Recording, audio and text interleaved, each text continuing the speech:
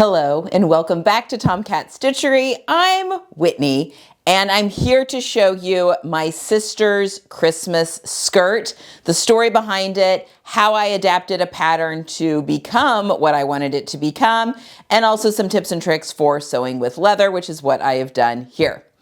Okay, so a little bit of a backstory. My sister, who lives in the Kansas City area, I'm in the Indianapolis area, we were going through and she was talking about the Christmas holiday and what we were going to wear to certain events, all that kind of stuff, because I will be back with her. We'll be together for quite a bit, about 10 days of the Christmas season, and seeing a couple of different events and that sort of thing together. And she was talking about this velvet shirt that she had gotten, I don't remember, Anthropologie, doesn't matter, and how she was going to wear it and trying to figure out ways that she, wanted to wear it. And one of the pictures, I think, that of this shirt was it, because it's a little bit of a kind of a swingy skirt, was paired over a black mini skirt.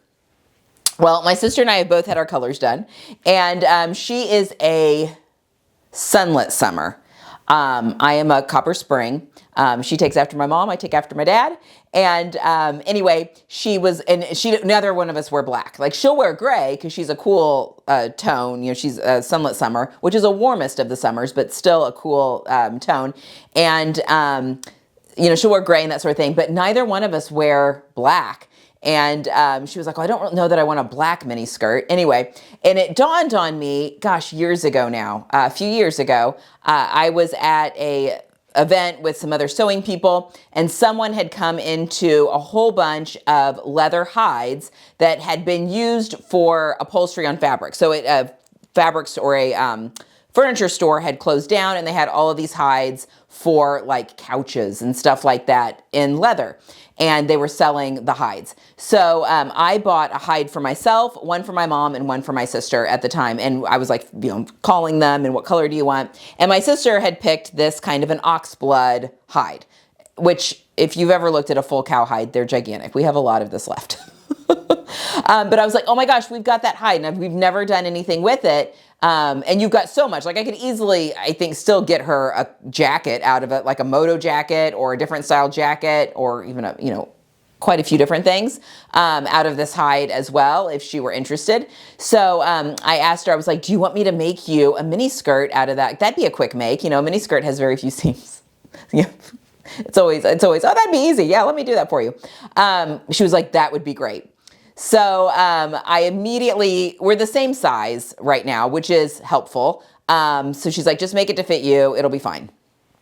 We'll see. She hasn't gotten this yet, but if not, it fits me. So if not, I just got a leather mini skirt.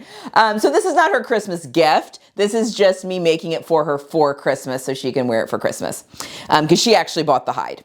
Anyway, so I immediately was thinking about what patterns I could use, and Seamwork released the Orla skirt in, I think it was in November.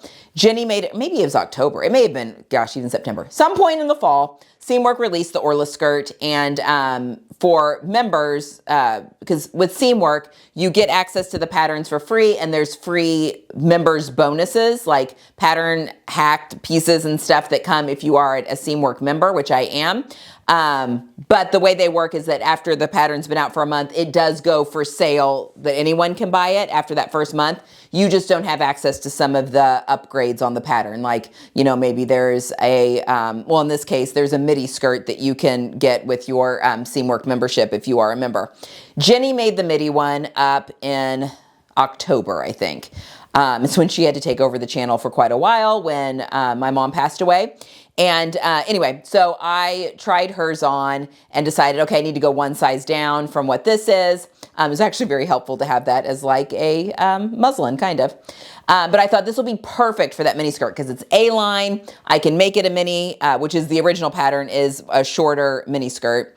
And I think it's going to be really, really cute. So that is how I picked the pattern. The other thing that was a big selling point for this pattern is that it has panels. So it's got like, the center front panel, and then it's got a side panel. I had to clip this onto the mannequin so it looks funky back here. But there's a side panel for the front, a back side panel, 2 back pieces, and then obviously the same on the other. And the reason this is good for leather is that leather does not have a grain, which means you don't have to lay things out on a grain line. So you can literally fit pattern pieces, because if you've ever seen a leather hide, the way that it comes off the animal, sorry, I didn't mean to hit the microphone, the way it comes off the animal, you know, there's like legs and stuff like that. Not to get too gross, but that's the way it is. So you can wedge a lot of those smaller pattern pieces and use every single little bit of your leather. That is absolutely possible, which is why a lot of times with leather goods, you see that they've got a lot of seam lines because they're trying to piece together from the whole hide. Anyway, so that's another reason that I knew that this skirt was going to be really, really lovely. This skirt is also lined, so it's got a waist facing on the inside, and it has a full lining that is tacked to the side seams with little hang tags that I've done here to keep everything nice and laying the way it should. So that is how I picked the pattern. The pattern actually comes with pockets as well on the side. I omitted those. So now we're going to talk about the things that I did to the pattern in order to make it a little bit more friendly for leather. Like I mentioned, this was intended for upholstery use, meaning it's maybe a little bit heavy for garments. However, my hide, I made my Ziggy moto jacket out of it. I still have some left. I could still get a skirt out of it, really, if I wanted to. Pretty easily, but I knew that it was a little bit thicker, so I needed to be careful. I didn't want a ton of overlapping seams because I knew that my machine had a harder time getting through the layers. So that was kind of you wanted simplicity when it comes to leather. Although a moto jacket's not super simple, but you know, the simpler, the better, the less crossover of seams, the better. So I omitted the pockets, which my sister said was absolutely fine. I love that it was a faced waistband because then you're not messing with the bulk of a waistband, especially when it comes to working with the leather. The other thing, this pattern calls for an invisible zipper. Again, I'll show this on my body. I'll try it on since I don't have her here to try it on. But an invisible zipper is never going to work on leather. It's way too thick. So I did an exposed metal teeth zipper. And this is a jean zipper. So it's one of those jean zippers that locks. So when when the pull is down, it's locked. And if you've noticed on any of your jeans ready to wear that that it's kind of not hard, but you can kind of feel a funk when you push the pull down, that's a locking zipper. And that's what this type of zipper is. So I didn't need to worry about putting any kind of like a hook and eye or anything at the top. This will be nice and secure when it's zipped up all the way to the top. So exposed zipper on the back there. So those were the adjustments that I made to the pattern. I also shortened the pattern 1 inch before cutting it out because we want this to be mini. My sister's legs are longer than mine. I'm hoping this isn't indecent. I was trying to leave it a little bit longer on me, knowing that her legs are quite a bit longer than mine. My sister's like 5'6", 5'7", but short torso, really long legs. So I did go ahead and shorten it 1 inch, and I took a 2-inch hem as opposed to a 1.5 inches. I think the pattern calls, is that right? I think the pattern calls for 1.5 inches or 1.25 inches maybe. 1.25 inch hem. I took it up to 2 inches. Once you've sewn with leather though, you've made those holes in the skin. So you've made the holes there. It's really, you can't really take the hem out. So it is what it is here. If it's too short for her, I'll just have to make another one. Again, I've got plenty of leather later on down the road. But again, I had to just go with what I knew and what I had. So, so again, I shortened it 1 inch on the pattern because Seamwork does draft for a 5'9" person. I'm only 5'2". Again, my sister's like 5'6", 5'7", but she's all legs. We both have very short torsos with longer legs. So keeping that in mind, and then I took the hem up another 3/4 inch. So I've lost like 1 3/4 inches off of what the pattern originally said. Wanting to keep it mid-thigh. We will always wear these, both of us, with tights and probably boots of some sort, which I feel like you can get away with a little bit shorter when you've got like a thick opaque tight on because it's a leather skirt. You're not going to wear this bare-legged. So anyway, that was kind of my reasoning behind things, but I wanted to keep it all very proportionate because that's the thought. You know, the little short A-line mini, kind of a retro feel. She's wearing a loose top over it, so she can really show off the legs when she has this on. Okay, Things to take into consideration when working with leather. I sewed this entire thing on my Bernina, which is the Bernina 790 Pro that University of Sewing very kindly lends to me. And it worked a dream. I had a walking foot on. I know that you can have, I have a Teflon foot for my industrial machine that will work with leather. And I know sometimes people use like a roller foot to help with leather. Honestly, I think a walking foot does the very best job when it comes to working with leather. It's just my favorite. So I put the walking foot onto the Bernina. I used a size 18 leather needle because again, this is thicker leather. You can buy leather that's a little more garment friendly, but this is what I had. It is a little bit thicker leather. Make a great bag, really.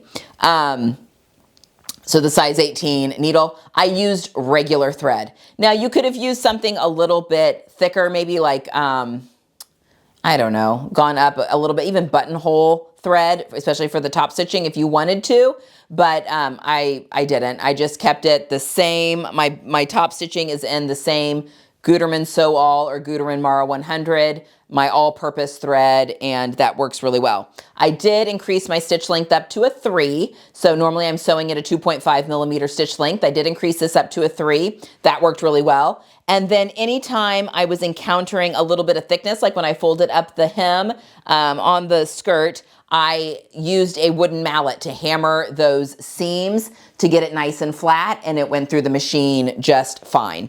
I did do a cool little, hopefully you can see it in the up closes shots, but I did sew the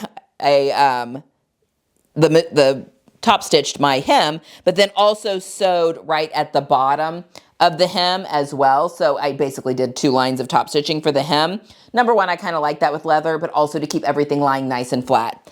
I went back and forth on if I wanted to do a line of top stitching here at the waistline, because again, this is a faced waist. There's a facing on the inside, and I used regular fabric, like a cotton twill from my stash that's in a similar color for the facing, and then I used a rayon Bimberg lining fabric for the lining. But if I wanted to maybe top stitch here at the top of the waist, it was just getting very thick through here with the seam allowance of the facing and the extras, like where you hit the seams here, even though I was hammering the living daylights out of it. So I've not done that. I didn't want it to be too much for my machine and me have to stop, but then like have boogered up the top of the skirt. Because again, once you've sewn a line of stitching in leather, it's there. It does not go away. You've made a hole. It's there now for good. So I wanted to be careful on that. So we're going to wear it and see if I think we can get away with it out, it pulling up, the facing pulling up, to see if that works. Anyway, I'm very happy with this mini skirt. I think it's adorable. Even if my sister ends up she probably will end up keeping this, since I made it for her, but I feel like I need one. And actually I have some teal leather. It's a half hide that I kind of forgot that I had bought at a sewing show, gosh, years ago. Well, it was my niece was born while I was at this show. So she's 10. So 10 years ago, I bought this half hide that I could really easily get a skirt out of, and it's garment weight leather. So it's a little bit thinner, would probably be a little bit easier to handle, and it's teal. So I think maybe this winter I give myself a teal skirt, leather skirt, because why not? I also want to make this pattern in a wool and actually give myself the pockets and the whole 9 yards. So yeah, I may really get my use out of the Seamwork Orla skirt. We will see what happens. Anyway, those are my tips and tricks for working with leather, how I adjusted the pattern in order to work with leather. So whether you can get your hands on a leather hide, or you found a leather hide, or even you are harvesting from maybe a thrifted leather coat that you found, I do that quite frequently. This is a fantastic pattern to use, and some tips and tricks for working with leather. If it makes you a little bit nervous, it's really not that scary. All right, that is all I have for today. If you are celebrating, I hope you have a wonderful Christmas. Videos will still be coming up Tuesdays and Fridays all the way through the holiday season, even though Jenny and I are taking a break from like immediate email, that sort of thing for the holiday season. But the newsletter, all that will still be coming out per normal. That's all stuff that we've scheduled. So have a wonderful holiday season, and I will see you guys next time. Happy sewing.